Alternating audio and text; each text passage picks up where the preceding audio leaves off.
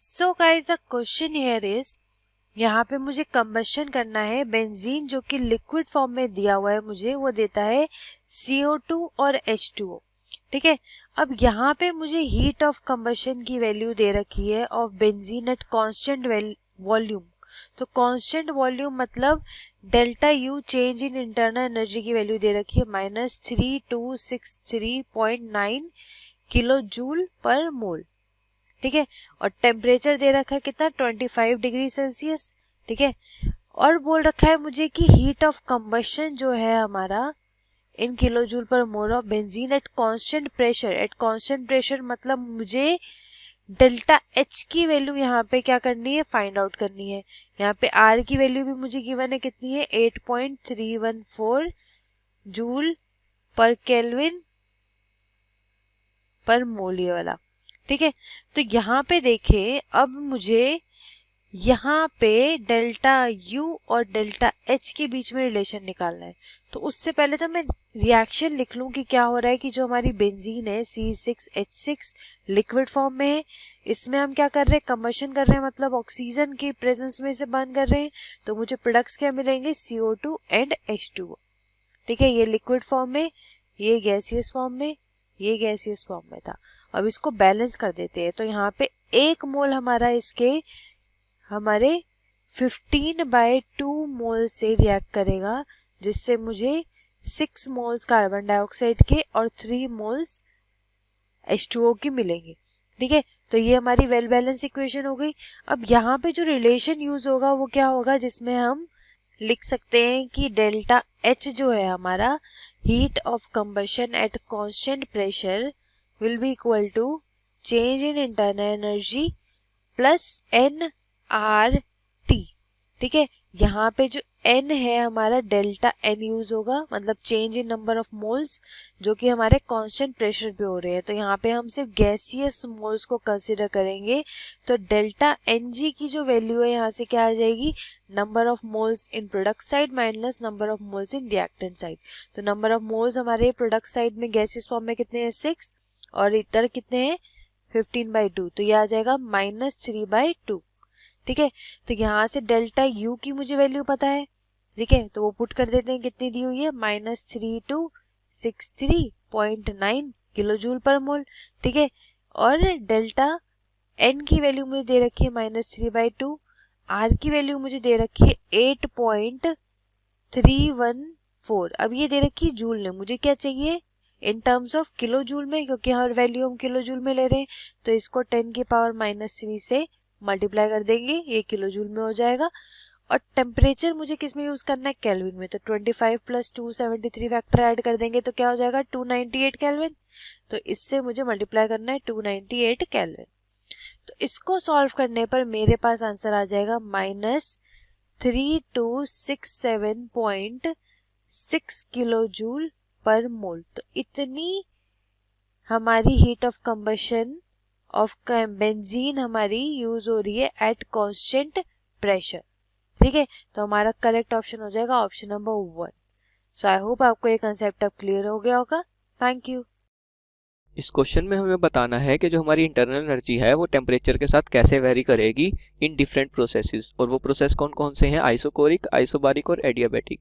तो सॉल्यूशन में सबसे पहले इंटरनल एनर्जी क्या होती है, एक स्टेट फंक्शन होती है। ओके, तो U is a state function. अब अगर कोई स्टेट फंक्शन है तो जो चेंज इन इंटरनल एनर्जी होगा वो क्या होगा, पाथ के इंडिपेंडेंट होगा। पाथ पे तो डिपेंड ही नहीं करेगा, वो तो सिर्फ इनिशियल और फाइनल स्टेट पे डिपेंड करेगा, राइट। सो डेल्टा यू क्या होगा, पाथ इंडिपेंडेंट होगा। अब अगर कोई वैल्यू पाथ इंडिपेंडेंट है तो वो सेम ही आएगी इन ऑल प्रोसेसेस। तो delta you will be same in all processes. Her process के लिए डेल्टा यू क्या आएगा, सेम आएगा। डेल्टा यू का फॉर्मूला क्या होता है, N C V delta T. Okay, और सी वी का formula R upon gamma minus one into delta T. Okay, तो डेल्टा यू मैंने कैलकुलेट कर लिया as a function of delta T, और जैसा मैंने लिखा है ऊपर, ये हर प्रोसेस के लिए क्या आएगा, सेम आएगा, चाहे वो आइसोकोरिक हो, चाहे आइसोबारिक, चाहे adiabatic. So delta U is equal to nr upon gamma minus 1 times delta t. Thank you. Hello guys, next question में हमें बोला गया है standard state of Gibbs free energy of carbon graphite की और कार्बन डायमंड की eight 298 kelvin. तो ये स्टैंडर्ड गिब्स फ्री एनर्जी की वैल्यू है कि जो स्टैंडर्ड गिब्स फ्री एनर्जी है ग्रेफाइट की वो 0 केल्विन है, और जो स्टैंडर्ड गिब्स फ्री एनर्जी है डायमंड की वो है 2.9 किलो जूल पर मोल। तो क्वेश्चन में हमसे पूछा गया है the standard state means that the pressure should be 1 bar. Standard state का मतलब समझाया गया है यहाँ पे कि प्रेशर वहाँ पे 1 बार होगा। Substance should be pure at the given temperature. The conversion of graphite to diamond reduce its volume by 2 × 10⁻⁻⁶ metre cube per mole. तो ये वॉल्यूम में डिक्रीमेंट है कि इतना वॉल्यूम रिड्यूस हो जाता है जब कार्बन ग्रेफाइट से कार्बन डायमंड में कन्वर्ट होता है। क्लियर। तो क्वेश्चन में हमसे पूछा गया है if carbon graphite is converted to carbon diamond isothermally. Isothermally का मतलब है कि जहाँ पे टेम्परेचर चेंज नहीं होगा, एट विच कार्बन इज। तो प्रेशर पूछा गया है हमसे कि कितना प्रेशर होगा वहाँ पे। तो यहाँ पे ये कन्वर्जन के लिए यूनिट्स गिवन है, यूजफुल इन्फॉर्मेशन की 1 जूल क्या होता है 1 किलोग्राम मीटर स्क्वायर पर सेकेंड स्क्वायर, 1 पास्कल होता है 1 किलोग्राम पर मीटर पर सेकेंड, 1 बार होता है 10⁵ पास्कल। तो यहाँ पे हमसे प्रेशर पूछा गया है, गिब्स फ्री एनर्जी गिवन है और वॉल्यूम, उसके बीच में रिलेशन होता है प्रेशर, गिब्स फ्री एनर्जी और वॉल्यूम के बीच रिलेशन जो होता है वो होगा P = delta Z by delta V। Delta Z given है गिब्स फ्री एनर्जी कितना, यहाँ से यहाँ चेंज होता है कार्बन से ग्रेफाइट, तो 0 से 2.9, तो 2.9 माइनस 0 डेल्टा Z, मतलब एक स्टेट से दूसरे स्टेट में कितना गिब्स फ्री एनर्जी का चेंज आएगा। एक का 0 है तो 2.9 से 0 सब्ट्रैक्ट करेंगे तो वो रहेगा हमारे पास 2.9 किलो जूल पर मोल। ठीक है। डेल्टा V वॉल्यूम में चेंज कितना गिवन है 2 × 10⁻⁻⁶ मीटर क्यूब पर मोल। क्लियर। जब हम इसको सोल्व करते हैं किलो जूल को जूल में कन्वर्ट करेंगे पहले, 2.9 इंटू किलो जूल को जब जूल में कन्वर्ट करेंगे तो 1000 से मल्टीप्लाई करेंगे, या मतलब कह सकते हैं हम 10⁻³ से, तो ये सेम यूनिट हो गई जूल पर मोल, और नीचे 2 × 10⁻⁻⁶ मीटर क्यूब पर मोल। तो यहाँ से हमारे पास कितना आ गया जब हमने इसको सोल्व किया 1.45 × 10⁻⁹ न्यूटन पर मीटर स्क्वायर। ठीक है। अब प्रेशर हो गया 1.45 × 10⁻⁹ न्यूटन पर मीटर स्क्वायर। जब हम इसको बार में कन्वर्ट करेंगे तो 10⁵ से डिवाइड करेंगे तो आंसर आ जाएगा हमारा 1.45 × 10⁻⁴, क्योंकि 9 और ये 5 ऊपर जाएगा तो माइनस का हो जाएगा 10⁻9 माइनस 10⁵, ये आ गया 4, तो ये आ गया हमारे पास आंसर 14500 बार। आंसर्स में मैच करते हैं तो फर्स्ट में गिवन है 14501, हमारा आया है 14500, तो वो अप्रोक्स है, तो आंसर आ गया हमारा 1। Thank you. इस क्वेश्चन में बोल रहा है कि 1 mole of an ideal gas at 300 kelvin in thermal contact with surrounding expands isothermally from 1 liter to 2 liter against a constant pressure of 3 atm। तो क्लियरली एक इरिवर्सिबल प्रोसेस है क्योंकि कांस्टेंट प्रेशर पे एक्सपेंशन हो रही है, तो हमें इस प्रोसेस की डेल्टा एस ऑफ सराउंडिंग निकालनी है। तो हम देखें यहाँ पे कांस्टेंट प्रेशर पे एक्सपेंशन हो रही है, तो क्लियरली प्रोसेस जो होगी वो इरिवर्सिबल होगी, और हमें मालूम है कि इरिवर्सिबल प्रोसेस में जो वर्क डन होता है उसे हम सिंपली लिखते हैं, वर्क डन हम यहाँ पे कैलकुलेट कर सकते हैं। वर्क डन आता है हमारा -P एक्सटर्नल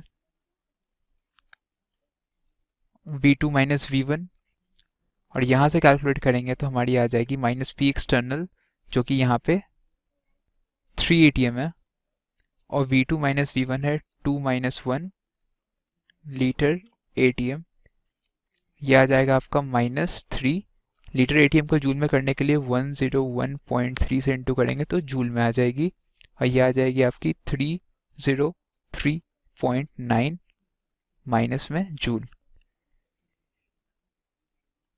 देयरफॉर यहाँ पे हमने वर्क डन कैलकुलेट कर लिया इस प्रोसेस की, जो है -303.9 जूल।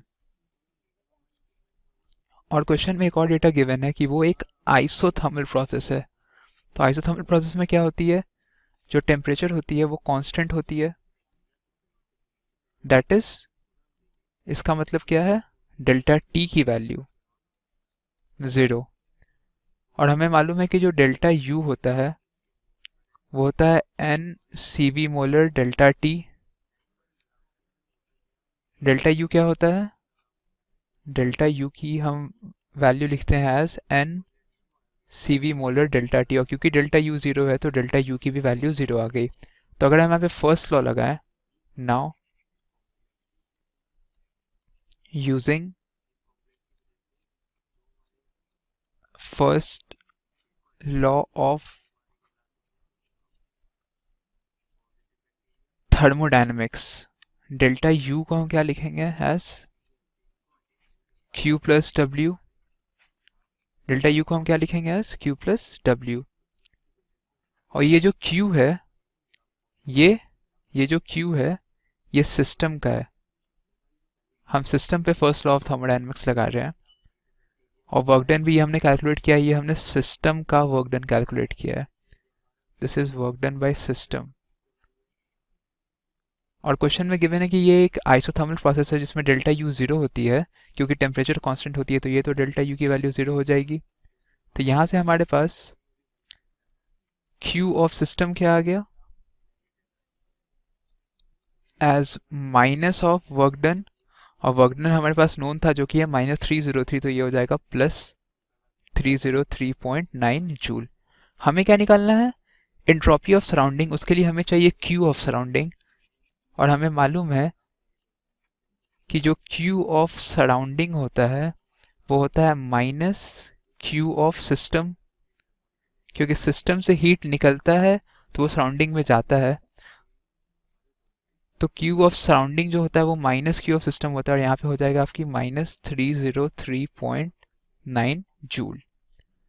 और हमें मालूम है कि डेल्टा S, इस केस में हमें सराउंडिंग का निकालना है, उसे हम लिखेंगे Q of surrounding by fix temperature, constant है जो 300 केल्विन।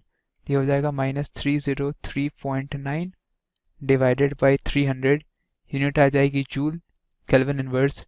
इसे कैलकुलेट करें तो ये आ जाएगा 1.01 माइनस में जूल केल्विन इनवर्स। देयरफॉर जो डेल्टा एस सराउंडिंग का आ गया है हमारे पास, डेल्टा एस फॉर सराउंडिंग वो है -1.01 जूल केल्विन इनवर्स। तो हम इन चारों ऑप्शन में देखें तो क्लियरली जो ये थर्ड ऑप्शन है वो सही है, -101.3। तो ये है इस क्वेश्चन का फाइनल सॉल्यूशन।